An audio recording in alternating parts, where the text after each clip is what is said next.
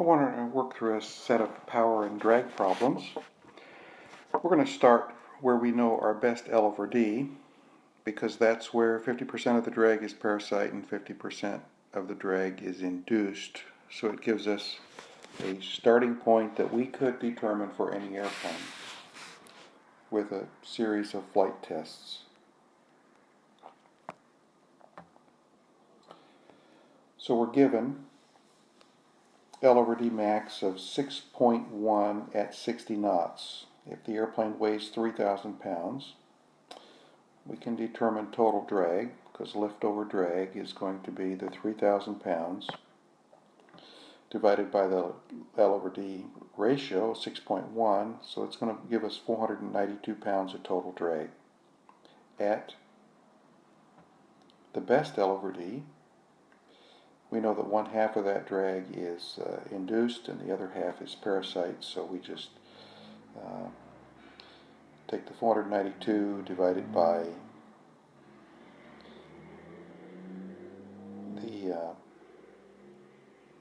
by 2 to get 246 horsepower. That formula is total drag in knots, total drag in pounds multiplied by knots divided by 325 gives us the total horsepower. And that horsepower figures to be 90.8 horsepower required using that formula. By the way, the 325 in the numerator comes from 325 knots is equal to 550 feet per second. And 1 horsepower is equal to 550 foot-pounds of work done per second of time. So 325 knots is equal to 550 feet per second. We'll talk about that more in class, why that works the way it does. But so it's going to take 90.8 horsepower in order to produce 492 pounds of thrust going 60 knots. So now what's induced drag if we increase our speed to 120 knots? We're doubling the speed, so therefore we expect induced drag to drop to 1/4. But what's really the formula to do that? So we're going to take drag induced.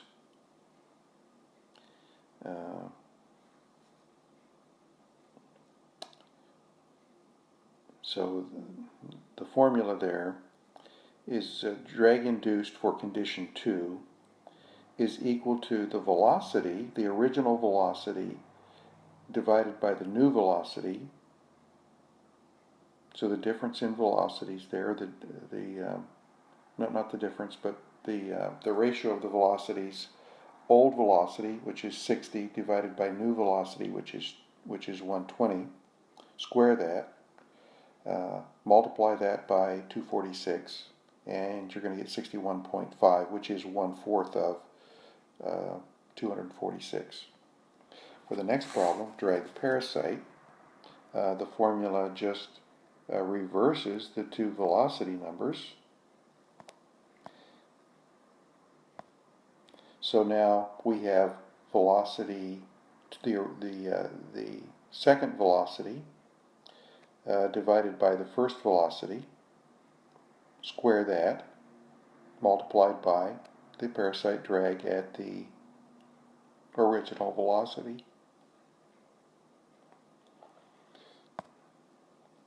So that's going to be 120 over 60 squared,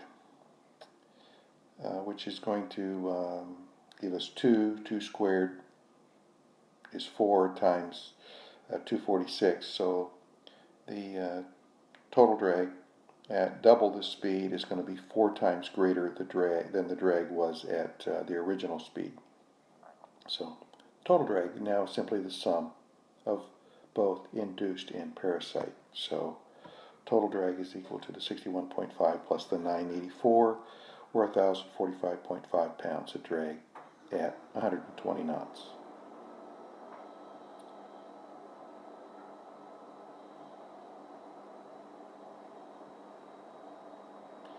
Okay, so so let's find the horsepower required at 120 knots. The horsepower required at 120 knots is going to be the drag at 120 knots times the speed at 120 knots, which is 120 knots, divided by 325. So the horsepower requirement here at 120 knots is going to be 386 horsepower.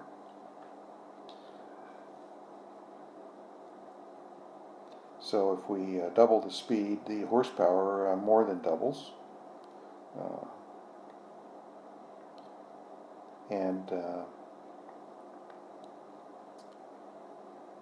Then the drag. So how do we get drag at 30 knots? Drag at 30 knots is going to be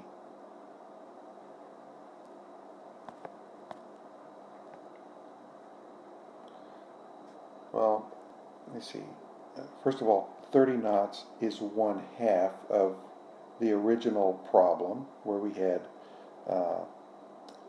best L over D was at 60 knots. So we would expect parasite drag, if we cut the speed in half, we would expect parasite drag to be 1/4 of what it was before.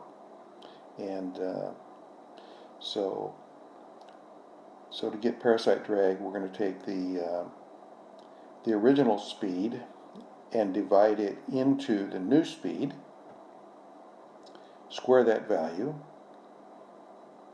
multiply it times the parasite drag at the original speed to get the new parasite drag. In this case, it's 1/4 of that original value. Induced drag at 30 knots, we expect that to go up by a factor of 4 since we've reduced the speed to 1/2 the starting point. So that formula is going to be still the original speed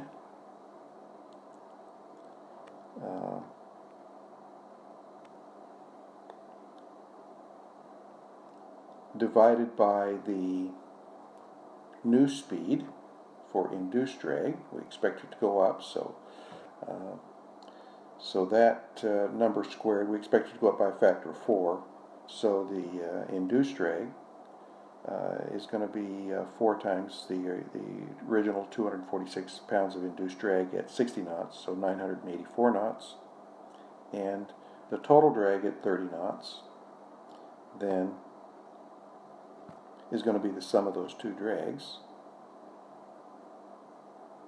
And it happens to be the same as the drag at 120 knots because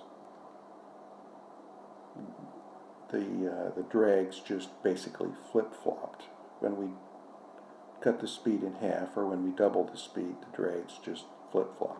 So now how much horsepower is required at 30 knots?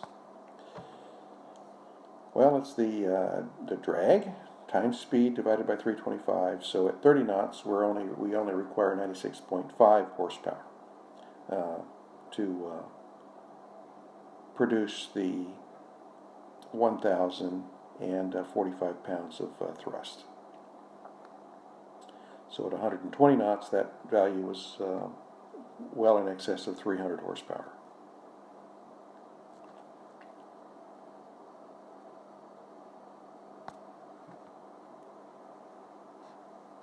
Yeah, find drag at various speeds. We're given the same starting point, 300 pounds of drag at 70 knots, and that's our best L over D.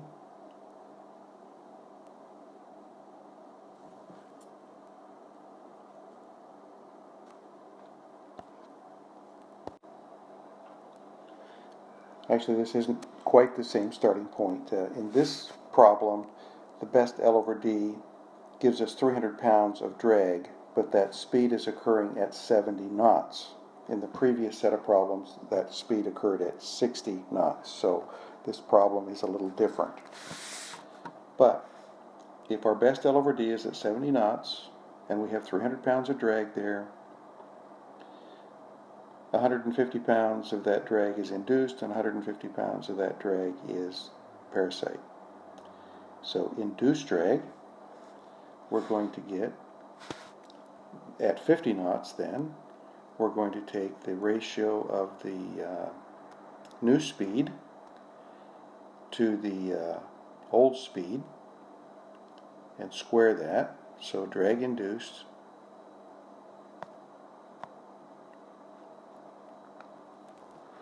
here is going to equal to, let me see, we're slowing down. We expect the drag to go up. So we're going to take the 70 knots of the original speed divided by the 50 knots of the new speed, square that, multiply it by the induced drag at 70 knots, the original speed, and we wind up with 294 pounds. So now what happens to induced drag at 90 knots? Well, drag induced, we expect it to go down, and so the drag induced there, we take the 7 over 9. By the way, I just used the ratio 7 to 9 instead of 70 to 90 because I just dropped a 0 off because the ratio is the same. So we expect the induced drag to go down. So 7 over 9 squared times the original drag, induced drag at 70 knots is going to give us 90.7 pounds of drag. Now the parasite drag at 50 knots, we expect parasite drag to go down. So the original speed of 50 divided by, the new speed of 50 divided by the original speed of 70, or 5 over 7, squared times the 150 pounds of drag that we had at 70. It gives us a drag here of 76.5 pounds. So if we go down in speed, the speed went from 70 to 50, parasite drag dropped to 76.5 pounds.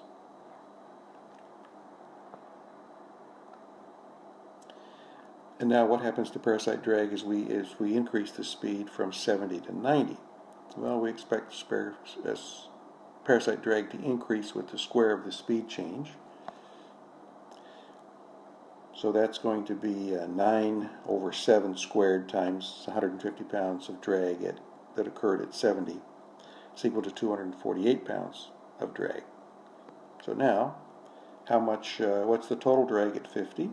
Well, total drag at 50 is going to be the sum of induced drag at 50 plus parasite drag at 50. So total drag at 50 will be the sum of induced drag at 50 and parasite drag at 50.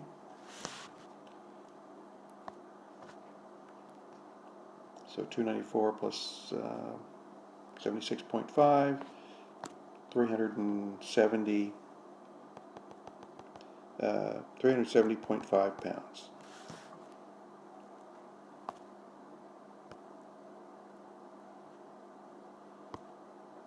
So now what's the total drag at 90?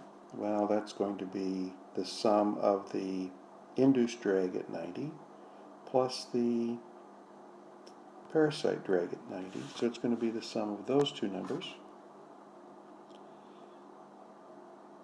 338.7 pounds.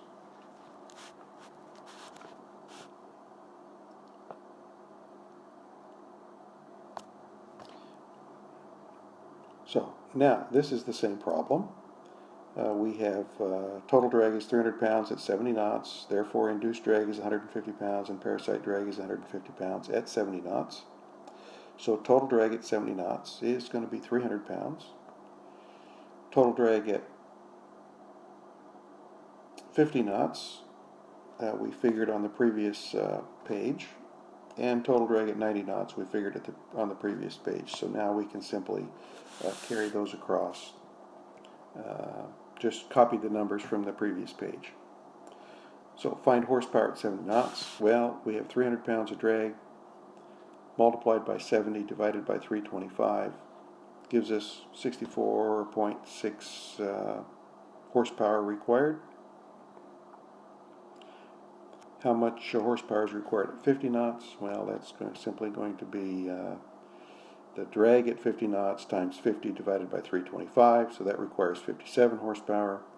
And how much horsepower required at 90 knots? So that's the drag at 90 knots, 338.7 times 90 divided by 325 is equal to 93.8 horsepower.